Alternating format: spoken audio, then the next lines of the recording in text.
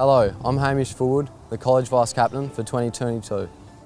Welcome to a special bulletin of ACTV. Most of you by now will be aware that our Principal, Mr David McFadden, announced he was leaving Aquinas College after 6 years in the role to return to Ireland with his wife and daughter later in the year. The Chair of the Board of Governors at Aquinas and ex-Aquinian himself, Jonathan Murray, is with me to discuss the process to replace him and the general direction of the school going forward. Jonathan, thank you for being here with us today. Hamish, great to be here. Thanks for having me. When will Mr McFadden be leaving? Well, I think it's important, as your intro indicated, David is and his family, they're not returning to Ireland until sometime sort of towards the end of term 3, maybe start of term 4. So we make it end of September into October. Yep. So he's given the school plenty of notice. He's not going anywhere tomorrow or next week, which obviously allows us to start our search process. But importantly for the college, the college life and the college day-to-day continues as it needs to be and as we know it should be. Yep.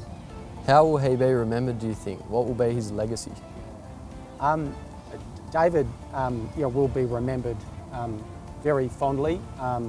He is a leader of great foresight and energy.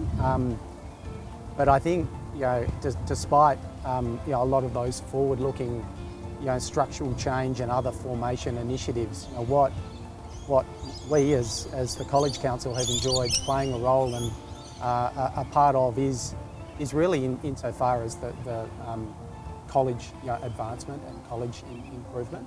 And again, that's covered all manner of formation, design initiatives, demarcation of junior school, middle and senior school, introduction of the scholar choir,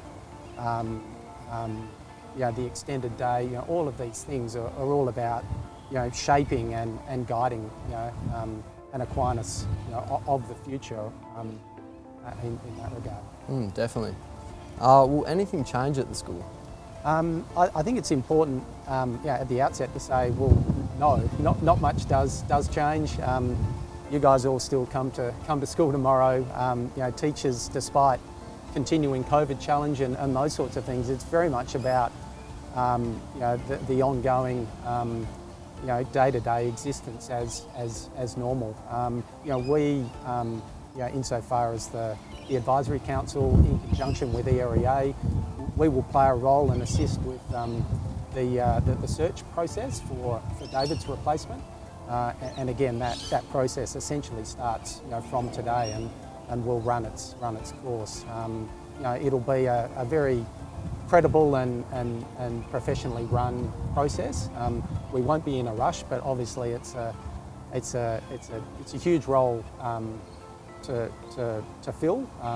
And David leaves two very big shoes in that regard. So we're excited by the opportunity that obviously David's news gives us to essentially refresh and make a new appointment. Definitely. So just tying into what you just said, what happens next from here?